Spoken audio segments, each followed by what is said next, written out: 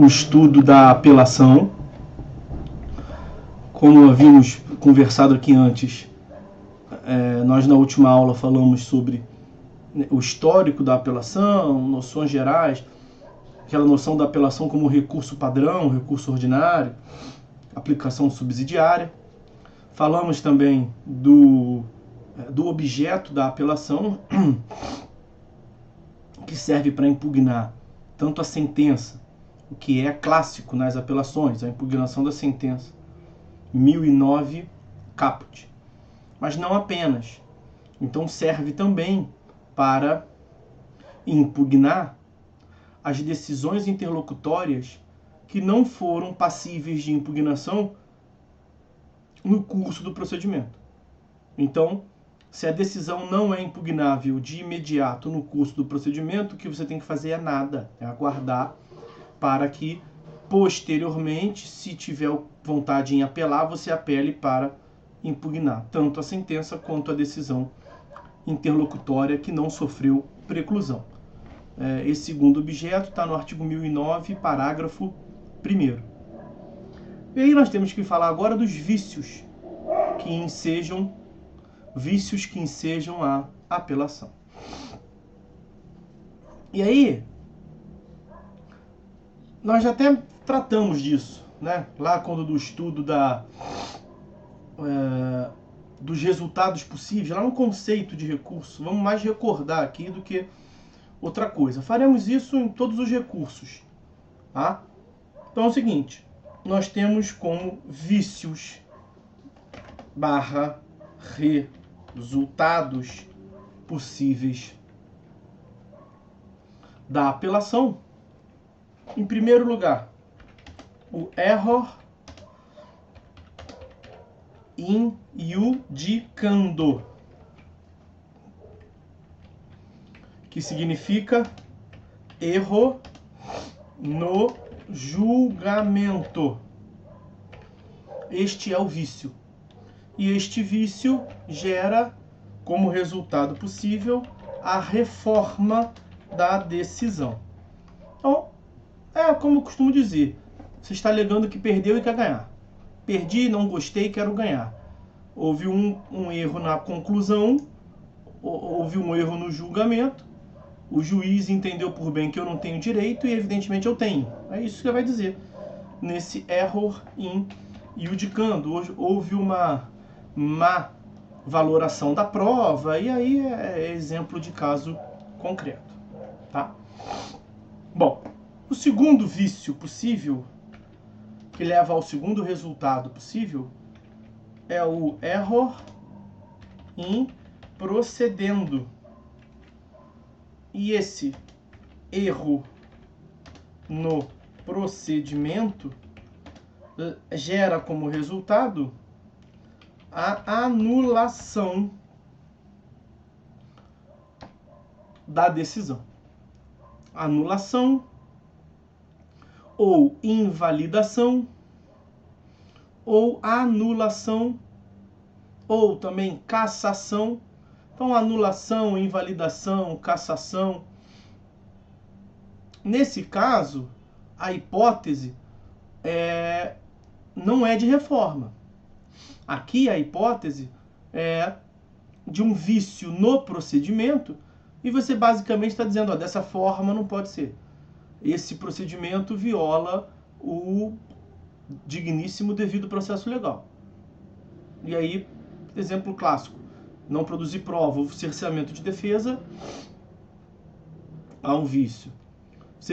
A parte pediu uma coisa, levou mais, há um vício. A parte pediu uma coisa, levou outra, né? Ultra petita, extra petita, há vício. Então, são diversos vícios processuais, os mais variados. Os senhores analisaram em TGP1, TGP2, vão continuar analisando em processo civil 3, 4. Qualquer tipo de vício processual, desde respeito a normas processuais, você pode pedir a anulação. Então, a primeira hipótese ela é substancial. Há um erro na conclusão. A segunda hipótese ela é formal. Há um erro quanto à forma. O primeiro de cima é o resultado, que você alega ser equivocado, e o de baixo é o procedimento. você alega que tem um erro no procedimento, o procedimento não foi da forma que deveria ser. No primeiro caso, você pede a reforma, você perdeu e quer ganhar. No segundo caso, você pede a anulação, para que aquela decisão não valha de nada, de modo que seja necessário colocar uma outra no lugar. E aí, eu não estou conseguindo encontrar aqui a posição ao certo da câmera, não está legal, sei lá.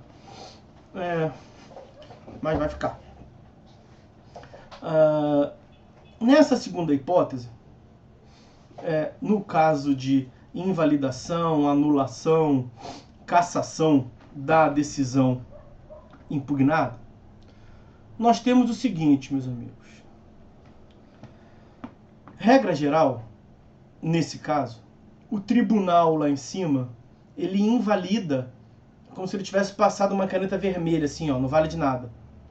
Desce os autos, devolve os autos para o primeiro grau, para que lá no primeiro grau seja proferida uma outra decisão.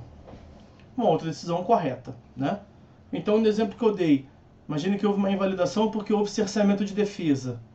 Não se deixou produzir uma prova que era imprescindível para a compreensão da tese da parte, e ela conseguiu anular lá em cima o julgamento. Como é que vai se dar a produção da prova? Os autos vão ser baixados para o primeiro grau, para que se produza a prova no primeiro grau e se profira uma sentença, agora analisando a prova produzida no primeiro grau. Mas vai proferir sentença? Já não tinha uma sentença anterior? Se a sentença anterior ela é anulada, o que significa nulo? Nulo é sinônimo de nenhum. Então, às vezes, na prática, você pega... O cara tá folheando, era bom quando tinha autos físicos, né? O cara tava folheando, estagiário folheando, aí via assim, eu tô aqui, ó. Já tem uma sentença, depois tem uma outra. Porque essa primeira sentença ela foi anulada. Essa sentença depois teve um acórdão que anulou. E quando anulou, significa que ela é sentença nenhuma. Ela não vale como uma sentença, isso é mera folha de papel. Isso aí não é uma sentença. Mas tá escrito sentença aqui, tá escrito, mas você finge que não tá. Porque teve uma decisão do tribunal dizendo que ela está anulada. Vai ter que proferir outra no lugar. É isso. Essa é a regra. O órgão superior determina a invalidação, a nulificação, a anulação, a cassação, e baixa os autos de novo de onde veio. Veio errado, então faz de novo. Né? Você aprende a fazer. Agora, acontece que em alguns casos, aqui não tem novidade, já tinha isso no Código de 73, houve uma regulamentação um pouco mais abrangente, mas em alguns casos o processo está tão pronto para julgamento, o vício ele pode ser desconsiderado no próprio tribunal, e de modo que por uma razão de efetividade processual, para que se promova a duração razoável do processo, em alguns casos, em hipóteses previstas em lei, nós veremos, ao invés de baixar os autos, no caso da anulação, ao invés de baixar os autos para que o juiz sentenciante profira uma outra decisão desse jeito, dessa vez correta, respeite um procedimento correto, ao invés de fazer isso, que é a regra geral, os autos permanecem no tribunal e o próprio tribunal profere uma outra decisão. Veja, eu volto a dizer, eu estou falando da invalidação, da anulação. Porque no primeiro caso de reforma não tem vício nenhum. Pode ser que o tribunal entenda que o juiz do primeiro grau julgou certo, ele vai manter a decisão.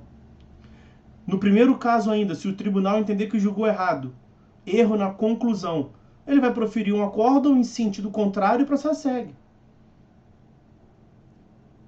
Eu estou falando da invalidação. Na invalidação, em regra, os autos baixam. Porque tem um erro formal, tem que baixar para corrigir o erro formal, depois refazer o ato, para depois subir de novo para o tribunal, para julgar quanto ao conteúdo. Julgar quanto à conclusão. Agora, em alguns casos, mesmo sendo reconhecida a nulidade, o tribunal anula e ele mesmo coloca outra no lugar. Para ganhar tempo. quais são essas hipóteses? Ou quais são os requisitos? Vamos ver no artigo 1013, parágrafo 3º.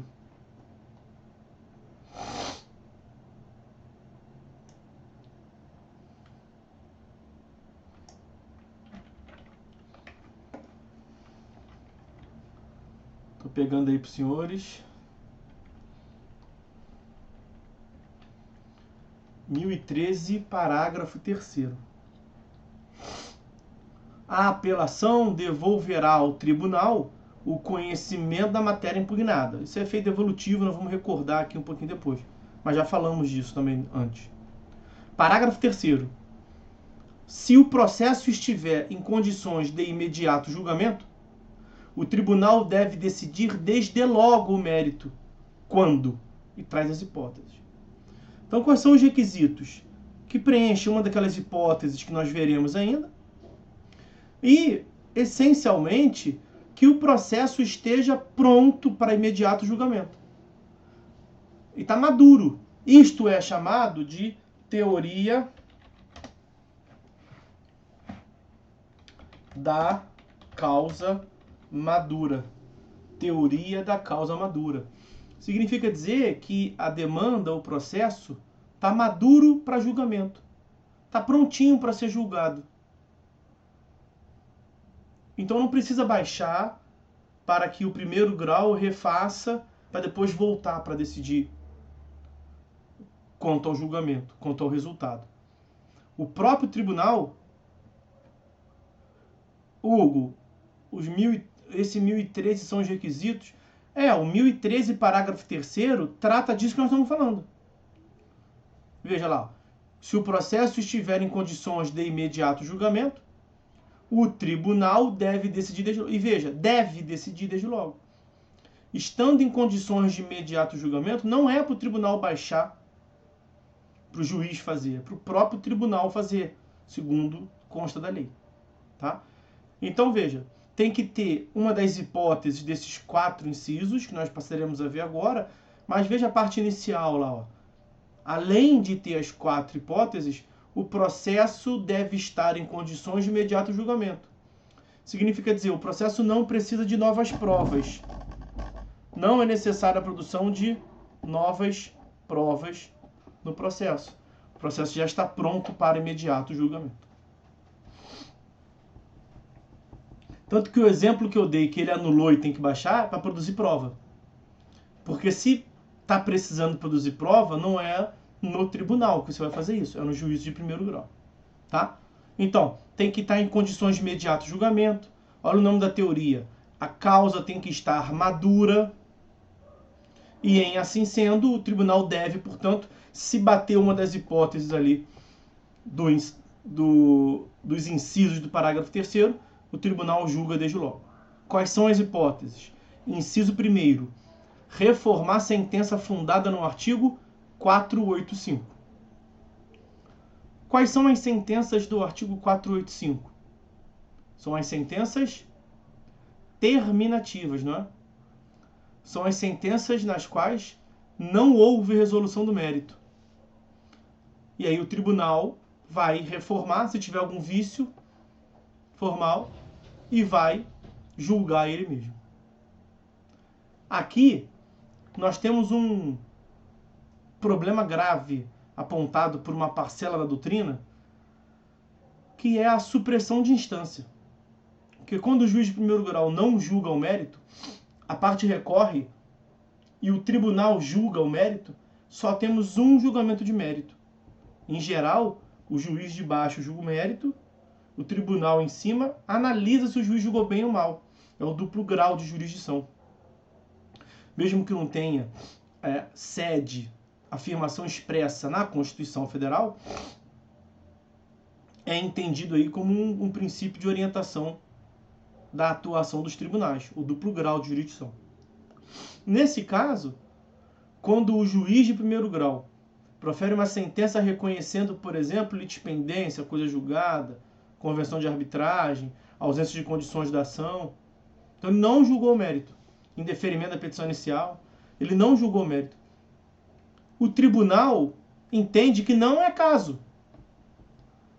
de deixar de julgar o mérito. É para julgar o mérito.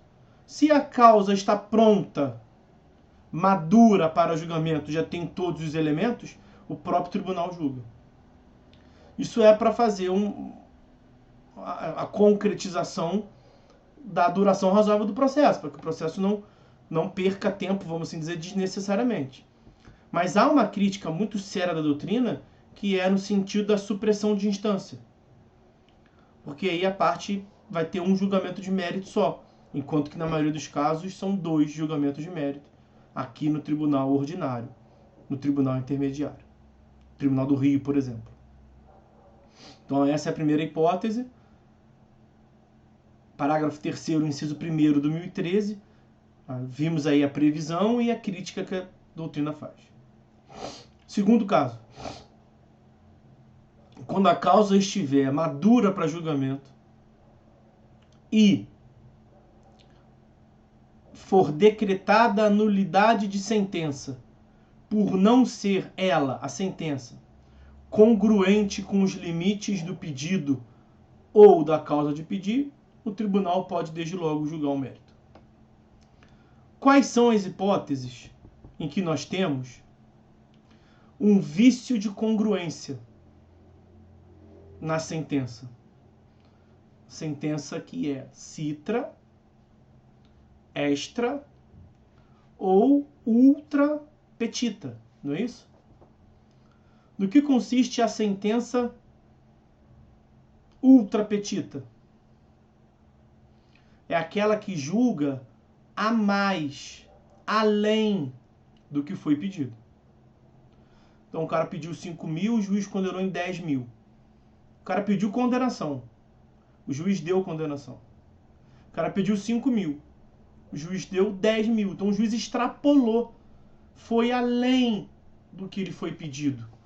É um vício de uma sentença ultra petita. Quando o tribunal detecta que a sentença é ultra petita, aí faz todo o sentido do mundo, aqui não tem crítica nenhuma. Para que ele vai baixar e vai falar assim, excelência, o tribunal vai dizer, juiz, o senhor só pode dar 5.000. Pô, você logo dá 5.000. Tribunal vai ajustar um vício e ele mesmo já profere a decisão. Ao invés de baixar, ele vai ele mesmo julgar. Veja aqui, o tribunal não está dizendo que o juiz julgou errado. O tribunal pode também achar que o cara tem direito a 10.000. Está provado nos autos que o direito dele é 10.000. Só que o tribunal tem que respeitar aquilo que foi pedido. Nós falamos sobre isso. O pedido limita o exercício da jurisdição, porque a jurisdição é inerte.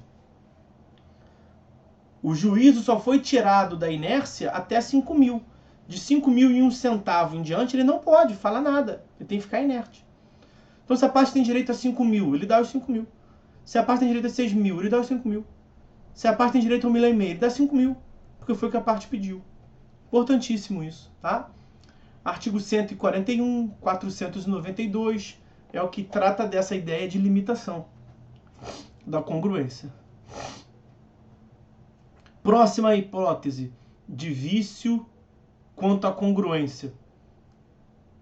Vimos a ultra petita, a outra, extra petita. O cara pede a entrega de um livro. O juiz condena o pagamento de quantia.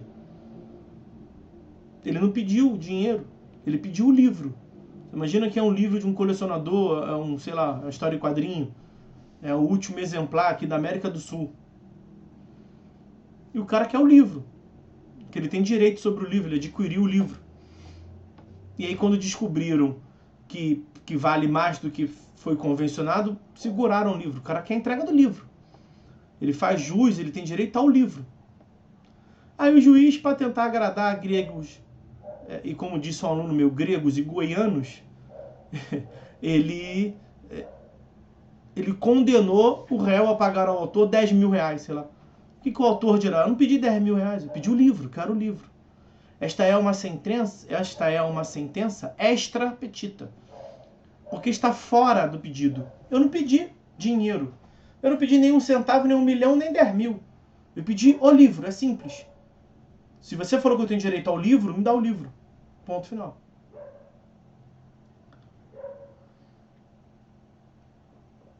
Então, se o juiz afirmou que há o direito, o tribunal pode então somente adaptar e falar assim, então confirmo, há mesmo o direito, e o direito pedido aqui, a decisão extra petita é nula, estou anulando ela, e estou julgando procedente o pedido do autor para que seja entregue o livro para ele, que é o que ele quer.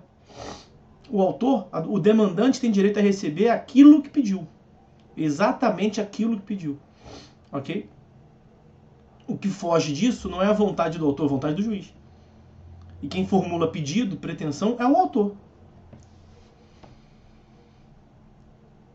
O terceiro caso de desrespeito à congruência é o da sentença citra petita. A sentença citra petita tem um problema. Na verdade, aqui vai ter 3 problemas.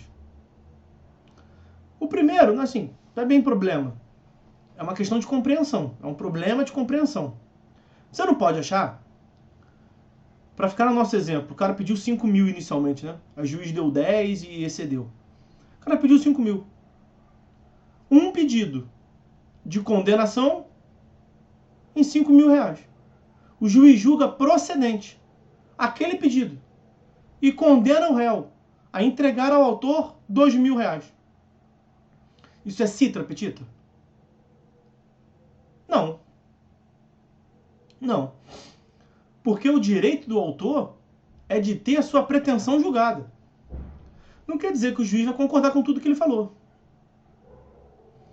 Então o juiz fala assim, eu concordo que você tem direito, mas não é isso tudo que você pediu. O seu direito é até 2 mil. Você provou que o dano foi de 2 mil. Você sofreu dano. Tá todos os elementos da responsabilidade civil. Só que está provado que foram 2 mil o prejuízo, não 5 mil. Então eu julgo parcialmente procedente o seu único pedido de receber dinheiro. Toma dinheiro. Mas você pediu 5 mil é muito. Toma 2 mil. Tem citra petita aqui? Tem algum vício nessa sentença? Nenhum. Quanto a esse ponto, não tem nenhum. Você não vai pedir anulação, você tem que pedir a reforma. Se você está convencido que tem direito aos 5 mil e está provado nos autos dano de 5 mil, você tem que pedir a reforma. Ganhei 2 mil, perdi 3 mil, quero mudar. Essa parcela dos 3 mil que eu deixei de ganhar, tribunal, eu quero ganhar, porque eu tenho prova nos autos suficiente, quero brigar por isso. Isso é reforma. Não tem vício nenhum. Ou seja, sentença citra petita não é essa. A sentença citra petita, porque olha só, qual é o meu cuidado aqui? A ultra petita é que julga mais. A extra petita é a que julga fora. E a citra petita é a que julga menos. Só que veja, não é menos do que foi pedido. Porque nesse exemplo que eu lhes dei, o cara pediu 5 mil, recebeu 2 mil, não tem vício nenhum. Tem vício, não tem como a gente falar se está certo ou está errado, que é análise de prova, caso concreto. Mas se pediu condenação, recebeu condenação, pediu dinheiro, recebeu dinheiro, não tem vício nenhum. Mesmo que tenha recebido a menos. Então aqui, o que os senhores têm que entender é o seguinte, a sentença citra petita é aquela que julga menos pedidos do que foram formulados. Aí muda de figura. Porque o exemplo que eu dei até agora, a parte só pediu dano material e recebeu dano material. Pediu condenação de dinheiro e recebeu condenação de dinheiro. Agora você imagina que a parte tenha formulado 2 pedidos. Um pedido para entrega do livro, o outro pedido de condenação e danos morais. 2 pedidos diferentes. O juiz julga procedente o pedido e condena o réu a devolver o livro ao autor. Tá faltando alguma coisa? Tá faltando, ele não falou nada. Ele não falou que tem direito, que não tem direito ao dano moral. Ele não julgou. Então veja, a sentença citra petita é aquela na qual o juiz deixa de julgar. Não é que ele julga menos. Ele julga menos pedidos do que foram formulados. Veja que está no plural, pedidos. Então tem mais de um pedido e ele julgou apenas alguns deles. No exemplo que eu dei, tinha 2 e ele julgou 1. Mas pode ter 5 e ele julgar 4, pode ter 5 e ele julgar 1. O que importa é que ele deixou de se pronunciar sobre algum pedido. Este é o vício da sentença citra petita. Esse é o primeiro problema, de entender. Segundo problema, olha o inciso 3º. Constatar a omissão no exame de um dos pedidos. Hipótese em que poderá julgá-lo. O que é isso? Sentença citra petita. No que consiste a sentença citra petita? Um vício de congruência. Não respeitou aquilo que foi pedido. Olha o inciso segundo. Decretar a nulidade da sentença por não ser ela congruente com o pedido. Então, na verdade, o legislador aqui foi prolixo, falou demais. O inciso terceiro já está inserido no inciso segundo. O legislador só quis delimitar. Não precisava, já estaria ali no inciso segundo. Por quê? Porque aquilo que o inciso terceiro especifica já está incluído naquela ideia lá de a sentença não ser congruente com os limites do pedido. Ok? Terceiro problema. O terceiro problema que nós temos aqui é parecido com o do inciso primeiro. Porque, veja, vamos ficar nesse caso da entrega do livro e dano moral. O juiz, lá embaixo, julgou a entrega do livro. Você subiu e foi para o tribunal. Quando você foi para o tribunal julgou aí, tem razão, o juiz lá embaixo comeu mosca. Então toma aqui o livro, estou mantendo a decisão do livro e também estou te dando dano moral, porque você tem razão. Aqui nós também temos o problema da supressão da instância. Porque a análise quanto à entrega do livro passou por duas esferas, por dois órgãos jurisdicionais, duplo grau. E a análise do dano moral? O juiz lá de baixo não se pronunciou, só o tribunal se pronunciou. Temos essa crítica, chama a atenção a supressão da instância. Mas eu volto a dizer para os senhores que o duplo grau de jurisdição não é uma garantia constitucional, né? É um norte, é um ideal. O grande problema aqui que nós teríamos é o do juízo natural. Porque o juiz natural para julgar aquela causa de forma originária é o primeiro grau de jurisdição, é a primeira instância. E quem estaria julgando pela primeira vez, nesse caso, seria o tribunal. Daí se falar em supressão da instância. Você suprimiu da parte uma das considerações do juízo sobre o pedido de dano moral. Em tese, o certo era o tribunal baixar para o juiz julgar o pedido de dano moral para depois voltar para o tribunal e o tribunal confirmar ou reformar. Falar se está certo ou está errado. Porque a instância revisional, a instância recursal do tribunal, ela é revisional. Então o juiz julga de uma forma e você vai ver se está certo ou está errado. Nesses casos, inciso primeiro, não julgou o mérito, o tribunal vai lá e julga. Inciso terceiro, não julgou um dos pedidos, o tribunal vai lá e julga. Ele, tribunal, é o primeiro a julgar. Então aí supressão da instância realmente. Agora, o legislador, ele se utilizou aqui de um juízo de proporcionalidade. Ele colocou os dois pratos da balança e vê o que compensa mais. Porque também, veja, se manda baixar, a doutrina ia reclamar porque isso atenta contra a duração razoável do processo. Pô, porque ele não julgou já, está pronto para julgar, por que não julgou? Aliás, essa teoria da causa madura foi um reclame da doutrina. É que o legislador que ampliou as hipóteses. Já tinha no código anterior, para menos hipóteses. Mais para do inciso segundo e a do inciso quarto. Agora vem o inciso quarto ali. Ó. Quando o tribunal anula uma decisão por vício de fundamentação, decretar a nulidade de sentença por falta de fundamentação. Ele, tribunal, pode ele mesmo. 1013, parágrafo 3º, tá, Juliana? Pode ele mesmo, tribunal, mostrar, pode baixar para o juiz proferir outra sentença com fundamentação adequada, ou pode ele mesmo, tribunal, colocar uma fundamentação no lugar, tá? Vou pegar aqui para a nossa colega Juliana. É o inciso 4 que nós estamos vendo agora, tá, Juliana? Ok? O vício de fundamentação são eminentemente aqueles do parágrafo 1º do artigo 489, tá? 489, parágrafo 1º. Na doutrina, quem afirme ainda que esse rol ele é exemplificativo, que haveriam outras hipóteses que o tribunal poderia aplicar a teoria da causa madura. Na verdade, o tribunal poderia aplicar a causa madura sempre que estivesse em condições de imediato julgamento, como diz lá a primeira parte do parágrafo 3º. Mas isso não é unânime a quem entenda dessa forma em sede doutrinária. Tá? Eu não sei não, eu tenho minhas dúvidas, porque, olha ali, ó, o mérito quando? O Gabriel, vou botar no YouTube, tá? Assim que possível, eu subo pro YouTube, porque tem bastante aula na fila aí.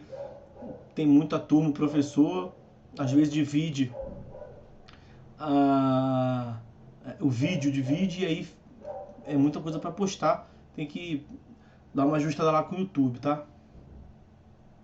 Bom, então tá visto aí o parágrafo 3º do artigo 1013.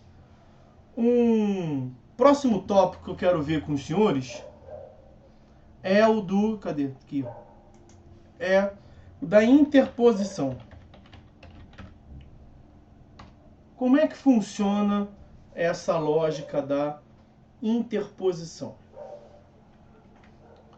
Aí é o 1010 que vai tratar disso.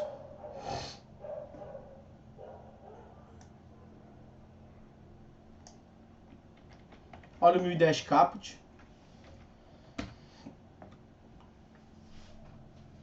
A apelação, interposta por petição dirigida ao juízo de primeiro grau, conterá. O que vocês têm que ver ali do caput é que a apelação ela é interposta no primeiro grau, perante o juiz sentenciante. Então o juiz da 4ª Vara Civil proferiu sentença. Você vai interpor a apelação nele, perante ele. Mas não é ele que vai julgar, eu não estou falando de julgamento, estou falando da interposição. Vai interpor a apelação nele, ele vai, costumo dizer, que ele recebe a apelação, manda para outra parte, para o recorrido, para o apelado, para que ele ofereça as contrarrazões. No que consiste as contrarrazões? É o contraditório em relação ao recurso. Ao invés de contestar, como nós vimos lá no procedimento comum, aqui ele oferece contrarrazões. É o contraditório. Então, a apelação bate na sentença, né? As contrarrazões defendem a sentença. As contrarrazões de quem ganhou. Quem ganhou quer continuar ganhando. Então vai falar para o tribunal porque que a sentença está certa. O recorrente diz o porquê que a sentença, que a decisão, de modo geral, está equivocada. O recorrido, de modo geral, vai dizer porquê que a decisão está certa. É o contraditório em grau recursal, as contrarrazões. Então, vamos ver ela, está ali no parágrafo 1º desse 1010. Tá? E aí, veja, os incisos do 1010, não é por nada não, diz nada demais. Vai falar quais são os elementos da demanda: partes, causa de pedir e pedido. Quantas vezes nós vimos isso aqui? Lá na aula de petição inicial, artigo 319, o que nós vimos? Que a parte autora, na petição inicial, tem que demonstrar os elementos da demanda, essencialmente. Partes, inciso 2º, causa de pedir, inciso 3º, pedido, inciso 4º. São os mais importantes. Inciso 5º vai falar de valor da causa, inciso 6º, produção de prova, que nem é o momento mais adequado, e o inciso 7º, opção pela audiência. Inciso 1º fala de juízo. O inciso 1º também é importante para a definição do juízo competente. Mas os mais importantes, sem sombra de dúvida, lá na petição inicial, inciso 2º, 3º e 4º do artigo 319. O que o 1010 vai dizer? Muito parecido. Olha lá. Os nomes e a qualificação das partes. Partes. A exposição do fato e do direito. As razões do pedido de reforma ou de decretação de nulidade. O que é a razão do pedido de reforma? O que é a razão do pedido? É a causa de pedir. Inciso 2º e 3º é a causa de pedir do recurso. Inciso 4º, o pedido de nova decisão. O pedido de reforma ou o pedido de invalidação. É o pedido. Então, veja. Se não dissesse isso, a doutrina ia falar, ó, como o direito de ação, como o recurso é uma continuação do direito de ação, você tem que se utilizar dos elementos da ação de modo geral. Parte, causa de pedir, pedido. Não tem maiores mistérios nesse contexto aqui, tá? Aí, ó, parágrafo 1º. O apelado, que é o recorrido, é a outra parte, é quem não recorreu. Quem recorre é o recorrente. No caso aqui da apelação, apelante. O outro, que não recorreu, que é provavelmente quem ganhou a sentença, ele se chama recorrido, de modo geral, e na apelação ele é o apelado. Então ele, o apelado, será intimado para apresentar contrarrazões no prazo de 15 dias. Contrarrazões é o contraditório em âmbito recursal, 15 dias. Isonomia. O apelante não teve 15 dias para apelar? Pois bem, pois o recorrido, o apelado, também vai ter os 15 dias, mas para contrarrazoar. Como sempre no processo, uma parte diz que a outra está errada. Basicamente isso. Petição inicial de um lado, contestação do outro. Recurso de um lado, contrarrazões do outro. Tá? Bom, mas eu quero lembrar aos senhores uma previsão que consta do artigo 997, que nós falamos aqui.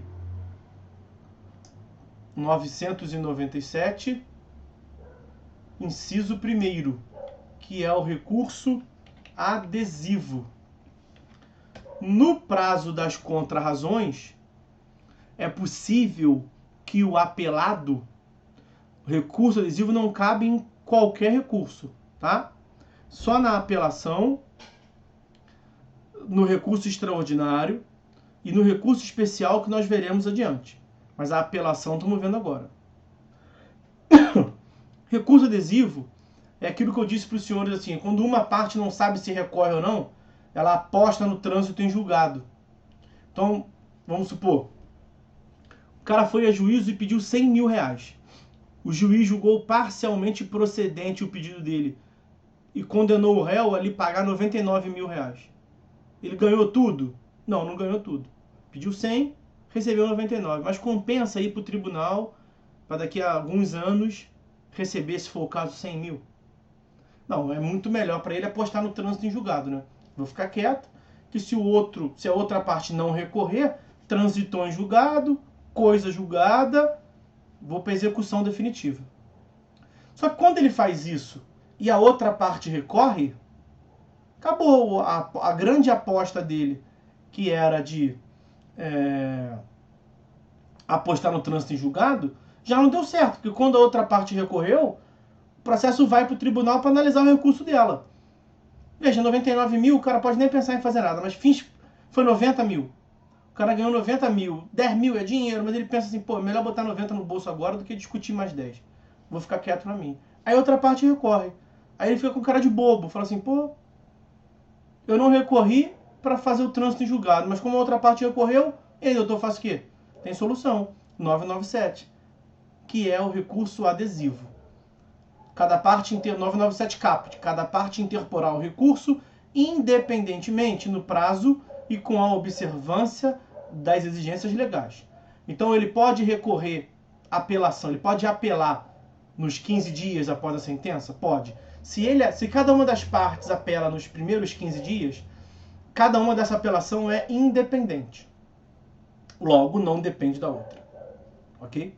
Mas ele pode, a lei está estimulando ele, na verdade, quando há sucumbência recíproca e ele está mais satisfeito do que insatisfeito, a lei quase que faz um convite para ele, não recorre não. Porque se a outra parte não recorrer, é melhor para mim, tribunal menos um para julgar, e melhor para você, que já tem um título definitivo logo agora, mais rápido. Mas se a outra parte recorrer, o teu trânsito julgado já não vai acontecer. Porque eu, tribunal, vou ter que analisar o recurso dela. Então, como você não recorreu, porque eu te estimulei também, eu deixo você recorrer no prazo das contrarrazões. Então você não recorreu. A outra parte apelou. Você é intimado para quê? Para contrarrazoar. De modo geral é assim. Mas na apelação, no mesmo prazo das contrarrazões, você pode oferecer a sua apelação, que não vai ser independente. Porque a independência está no caput do 997. vai ser uma apelação adesiva. Então, lá, sendo vencidos autor e réu, vencidos que os dois perderam. Nesse caso, no meu segundo exemplo, o cara ganhou 90 mil e perdeu 10 mil, o autor. Ao passo que o réu ganhou 10 mil, mas perdeu 90. Por isso que o réu recorreu. Então, sendo vencidos os dois, ao recurso interposto por qualquer deles, poderá aderir o outro.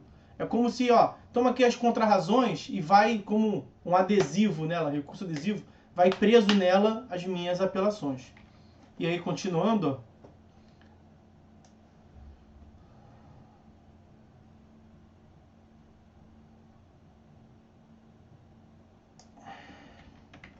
parágrafo 2º. O recurso adesivo fica subordinado ao recurso independente, ao recurso da outra parte, sendo-lhe aplicáveis as mesmas regras deste quanto aos requisitos de admissibilidade e julgamento no tribunal, salvo se houver disposição em sentido contrário, observado ainda o seguinte: será dirigido ao órgão perante o qual o recurso independente for interposto, no prazo de que a parte lhe dispõe para responder. Então, é no prazo de resposta. A resposta no recurso é o que nós estamos falando? Contrarrazões. Então, no prazo das contrarrazões, a parte pode interpor o recurso adesivo. Em qualquer modalidade? Não. Olha o inciso 2º. Será admissível o recurso adesivo na apelação, no recurso extraordinário e no recurso especial.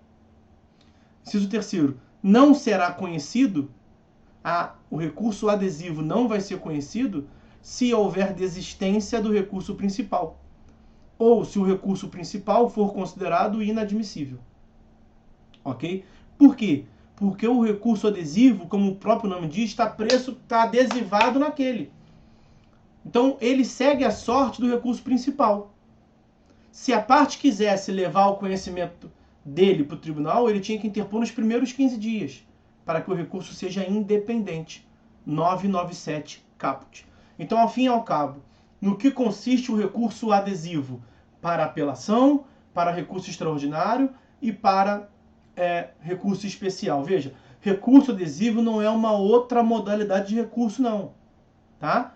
Vai lá no 994, vocês vão ver lá quais são os recursos. Lá não está escrito recurso adesivo. O que se chama de recurso adesivo, na verdade, é uma forma de interposição. Você pode interpor a sua apelação. Já vimos que são 3 hipóteses, né? Mas uma delas é a apelação que nós estamos vendo aqui. Você pode interpor a sua apelação de modo independente. Como é que vai se dar de modo independente? Nos primeiros 15 dias da intimação. Quando que vai ser de modo adesivo? Quando você não recorreu na primeira oportunidade, ficou quieto na tua para ver se, vai que outra parte não recorre. Você fica quieto na tua. Se a outra parte não recorreu, ótimo, é o que você queria, trânsito em julgado. Porque você perdeu numa parcela mínima e você ganhou em quase tudo. Claro, se o cara pede 100 mil e ele ganha 50 mil, ele não vai ter dúvida, ele vai recorrer direto. Então, o que faz o cara pensar, veja qual foi o primeiro exemplo que eu dei. O cara pediu 100 mil, recebeu 99 mil. Pô, vale a pena ficar de R$1.000? Vale a pena pagar as custas do recurso, mais o tempo que vai perder? Provavelmente não vai valer a pena. A não ser que seja muito mão fechada, vale mais a pena você botar 99 mil no bolso agora do que ficar discutindo 2, 3 anos para receber 100. Então, nesse tipo de caso, que a parte está parcialmente satisfeita, ela prefere ficar quieta e a lei estimula ela que fique quieta. Como é que a lei estimula? Eu te dou chance de você recorrer depois. Só que saiba que recorrendo depois, você está adesivando a tua apelação nas tuas contrarrazões do recurso dele. Então tá tudo junto, é uma coisa só. Tem aqui o recurso independente, as contrarrazões e a apelação. Caiu o de cima, caiu a apelação independente da outra parte, cai tudo junto. Porque ela segue, veja, regra de ouro do direito, o acessório segue o principal. Então o recurso independente é o principal, o recurso acessório é o acessório. Tá?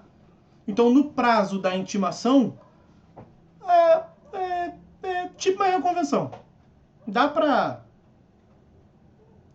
Porque a reconvenção não é técnica, é tipo, né? A reconvenção é uma demanda incidental. Aqui não é uma demanda incidental, mas eu entendi a tua lógica. É tipo, é um contra-ataque, né? você colocando o tipo, né, antes, né, tem aquele negócio, tipo rei, tipo rainha, não tem um negócio desse? Vamos lá. O Bruno perguntou ali, ó. Podendo ser tratado de matéria diferente do processo que foi adesivado? Não. Não, você vai apelar, Bruno, você vai apelar daquela sentença. Não é uma outra ação. Você vai apelar da sentença. Naquele meu exemplo, você perdeu R$1.000 e ganhou 99. Você não fez nada para ver se a outra parte também não faz nada, mas ela fez. Ela recorreu. Aí tu fala assim, pô, já que o processo vai para o tribunal, eu vou tentar ganhar meus milzinho a mais. Aí você vai discutir o que naquela tua apelação adesiva? Volto a dizer, recurso adesivo não é um recurso autônomo. Não é outra modalidade recursal. É a apelação que é interposta de modo adesivo. O que você vai discutir na apelação? Aqueles R$1.000 que você perdeu. Tá? Não é matéria diversa, não. É a mesma matéria daquele processo. Tá? Então, volta. Isso tudo porque estávamos falando do 1010, parágrafo 1º. Nada, Bruno. 1010, parágrafo 1º. Vamos lá. Ó. O apelado, aquele que não é o apelante, o apelado será intimado para apresentar contrarrazões no prazo de 15 dias. Eu, no lugar dos senhores, colocaria aí, ó, um combinado com 997. Parágrafos 1º e 2º.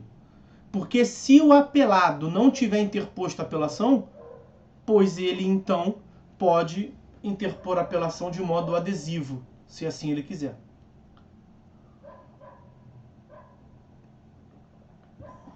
Ok?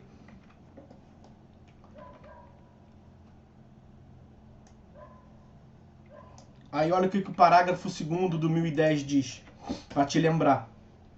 Se o apelado interpuser apelação adesiva, o juiz intimará o apelante para apresentar contrarrazões.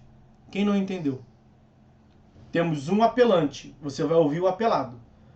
Só que as contrarrazões, vai ouvir o apelado em contrarrazões. Né? Nas contrarrazões do apelado, ele trouxe a apelação dele. Então, quando esse apelou, esse não foi ouvido em contrarrazões, mas esse também trouxe apelação. Então, falta ouvir esse em contrarrazões, para ficar isonomia processual, paridade de armas. Ah, Tiagão, aqui, eu estou falando do 1010, parágrafo 1º. No 1010, parágrafo 1º, diz que o apelado é intimado para contrarrazoar. Só que ele também pode oferecer apelação adesiva. Então, no 1010, parágrafo 1º e 2º, no meio dos dois ali, bota ali 997, parágrafos 1º e 2º. Porque um tem a ver com o outro. Isso se o vade-mecum de você já não fez esse trabalho, né? Mas nem sempre. Está cada vez pior esse serviço de cumulação. 1010, parágrafo 1º, combinado com, é isso aí, 997, parágrafos 1º e 2º. É 1010 com 997, é isso aí. Luiz Fernando e Fábio Júlio acertaram, é exatamente isso. Tá? Aí olha o parágrafo 3º, para a gente encerrar esse tópico aqui. Olha o parágrafo 3º do 1010, né? Estamos no 1010. 1010, parágrafo 3º. O juiz recebeu a apelação de um, abriu prazo para o outro trazer as contrarrazões. Se o outro trouxe contrarrazões e apelação adesiva também, ele vai abrir prazo para o apelante. Então, um falou, o outro fala, contraditório. Ok? Passado tudo isso, o que ele, juiz de primeiro grau, que proferiu a sentença que estão sentando a marreta, ele recebeu ali as peças que estão impugnando a decisão dele. O que ele faz? Nada. Ele embrulha para presente, ó, embrulha, fecha, lacinho vermelho e manda para o tribunal. Mas, professor, não tem que ter o duplo juízo de um de admissibilidade e o outro de mérito? Pois bem, esses dois juízos são feitos pelo tribunal. Tanto a admissibilidade quanto o julgamento de mérito da apelação se dá no tribunal. O juízo de primeiro grau faz apenas serviço cartorário. Recebe, abre para o outro, tem adesivo, dá para o outro e manda para o tribunal. Ok? Ele não realiza o juízo de admissibilidade, não é por vontade minha, é pela lei, 1010, parágrafo 3º. Após as formalidades previstas no parágrafo 1º, dá vista para outra prova, para outra parte. Parágrafo 2º, se veio recurso adesivo, dá para a primeira parte. Fala um, fala outro. Cumpriu isso, os autos serão remetidos ao tribunal pelo juiz, independentemente de juízo de admissibilidade. Ok? Porque compete ao tribunal fazer a análise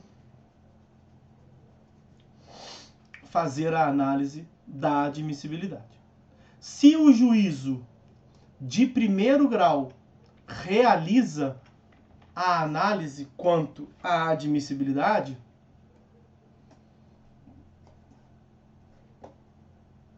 cabe reclamação, porque não é competência dele. Ele não tem competência para fazer isso. Imagine que ele alega que falta interesse de agir, falta um pressuposto de admissibilidade qualquer, e não manda para o tribunal, não. Ele fala, inadmito. O que você parte vai falar? Tô nem aí, você não pode fazer isso. Aí você vai lá no tribunal, vai bater no tribunal e vai reclamar. O coleguinha lá de baixo disse que não vai mandar aqui para cima o que tem que mandar. Reclamar. Reclamação. Reclamação é de competência dos tribunais. Em uma das hipóteses, caberá a reclamação da parte interessada ou do Ministério Público, nesse caso é a parte interessada, para preservar a competência do tribunal. Falando sério, você vai no tribunal e fala, ele fez, lá embaixo fizeram o que é para vocês fazerem. Então, estão fazendo lá embaixo o que é a competência do tribunal. Vocês estão perdendo o poder de vocês. Não pode. O tribunal provavelmente vai cassar, vai anular aquela decisão de inadmissibilidade e vai julgar, vai mandar que o juiz remeta os autos para lá. Tá? Então, a competência quanto à admissibilidade é do tribunal, que é a aula de apelação, né? Então, a competência para a admissibilidade da apelação é do tribunal e não do juiz de primeiro grau. Está claramente previsto no parágrafo 3º do artigo 1010 isso. Ok? Ok. Pois bem, tenho dito, tá dito, mas olha só. Alguns tribunais têm estabelecido por ato administrativo a competência para o juiz realizar, juiz de primeiro grau, realizar alguma análise de admissibilidade. A lei diz que quem faz é o tribunal. Mas o que alguns tribunais pensaram? Tem um princípio que é o chamado princípio da competência. É que se a competência é sua, você que determina se você é competente ou não e como é que vai realizar a sua competência. Então, como é que alguns tribunais estão pensando? É lei. Legislador, a competência é minha? Então tá. Então o juiz de primeiro grau não pode fazer a análise da admissibilidade se eu não deixar. Mas e se eu deixar? E se eu delegar a minha atribuição para ele? Tem muita controvérsia quanto a isso. Ao meu ver, prevalece a lei, né? Mas o que eles alegam? Não tem prejuízo. Não há prejuízo. Então, alguns tribunais estão dizendo assim, o juiz de primeiro grau pode verificar a tempestividade. Porque tempestividade é algo objetivo. É contar prazo. E aí, eles podem contar. Tá? Cuidado, pela lei, quem faz é o tribunal. Tanto que se o juiz de primeiro grau analisou sobre a competência, sobre a admissibilidade, a parte interessada pode interpor reclamação. Mas isso tudo ali é desprezando que haja um ato administrativo do tribunal delegando a função. Tá? Isso aí é uma questão mais prática um pouco, que eu tenho as minhas ressalvas, eu não concordo plenamente. Eu também não acho necessariamente que é algo ruim, tá? Mas não é o que está na lei. certamente. E se cair na prova, ela está na lei. Se cair na prova de concurso, é tudo que está na lei, tá? Estou trazendo aqui uma percepção que os processualistas conversam entre si, que é algo que está aí em debate, tá? Bom, já falamos sobre a formalidade, que é o artigo 1010, caput, partes, causa de pedir